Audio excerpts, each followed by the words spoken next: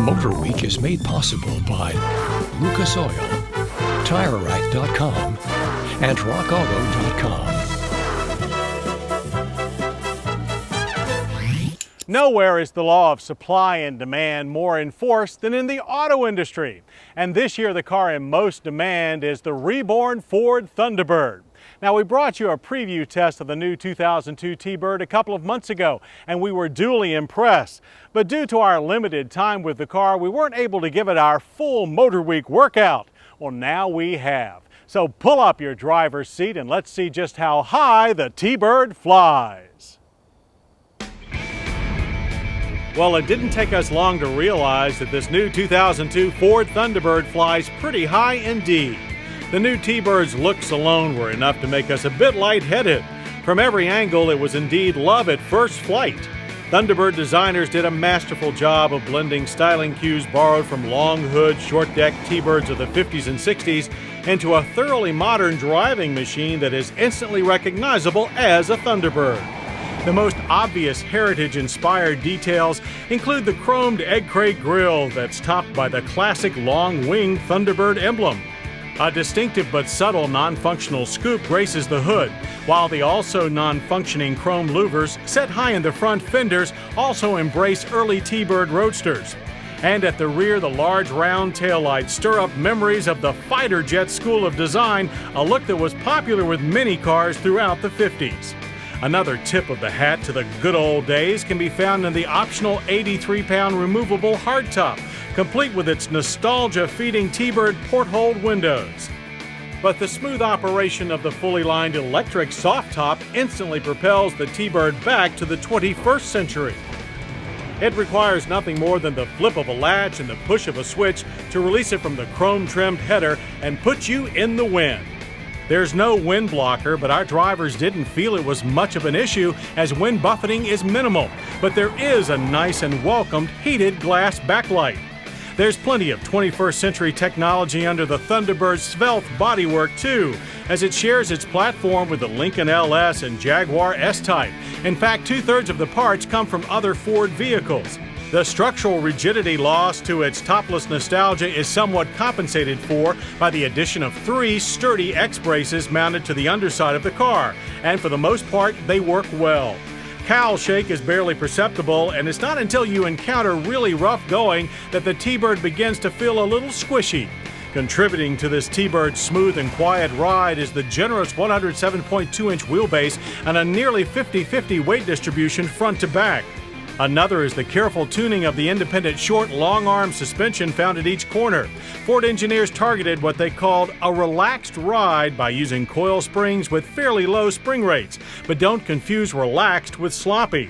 Indeed, our drivers were pleasantly surprised when maneuvering the T-Bird through our low-speed slalom course. Body roll for this softly sprung ride was minimal, and the side-to-side transitions were very controlled, giving the T-Bird a secure and stable feeling. The variable assist vehicle speed sensitive rack and pinion steering unit is precise and offers plenty of useful feedback. And the grippy and quiet 17-inch Michelin tires seem a perfect match. Still in keeping with the original 55 Bird, this head-turning new coupe is more Sunset Strip cruiser than road course bruiser. Cruising power is also borrowed from the Lincoln LS, as under the hood is the LS sedan's all-aluminum 3.9-liter double overhead cam 32-valve V8 with the same 252 horsepower and 267 pound-feet of torque. Despite some very hot days during our test schedule, we experienced none of the engine overheating problems that stalled early T-Bird production.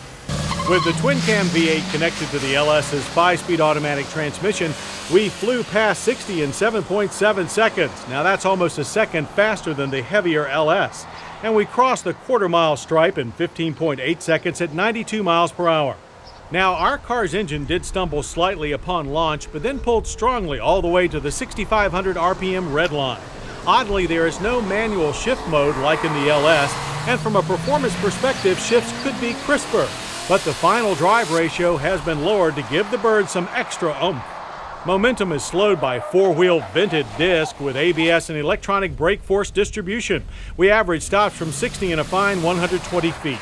Stability under hard braking is first rate, and to help this rear drive Bird fly in bad weather, all-speed traction control is optional. While the T-Bird's exterior design may stir the best memories of days past, there is far less nostalgia to be found in the up-to-date interior. True, it is still a two-seater, and the door trim panels and the tuck-and-roll leather seats are unmistakable T-Bird touches. But the driver gets six-way power-adjustable seating with manual lumbar adjustments, and there's front and side impact airbags. A power-adjustable steering wheel, which fronts a set of simple but clear analog gauges, and the center stack, which houses the stereo and climate controls, were more or less lifted directly from the LS and deposited into the T-Bird with just a few subtle tweaks. A competent, functional approach that, while not inspired, is cost-effective. Behind the seats is a carpeted shelf for small stowables, and the trunk has a capacity of 6.7 cubic feet, just enough for a drive down the coast. When it comes to putting your money down, one of the 25,000 2002 Ford Thunderbirds can be had in any of 5 colorful flavors, also drawn from the past. The deluxe convertible is priced at $35,495. For the slightly more optioned premium convertible, bring $36,495. Add the removable top to the deluxe package and you're looking at $37,995. Drop it on the premium model and your price is $38,995.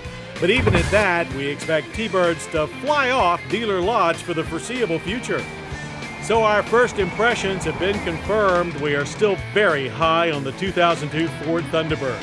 Ford has done an outstanding job of recapturing everything romantic about the original Thunderbird and putting it in a modern, competent, and thoroughly enjoyable to drive machine. In fact, we think this T-Bird is the only way to fly.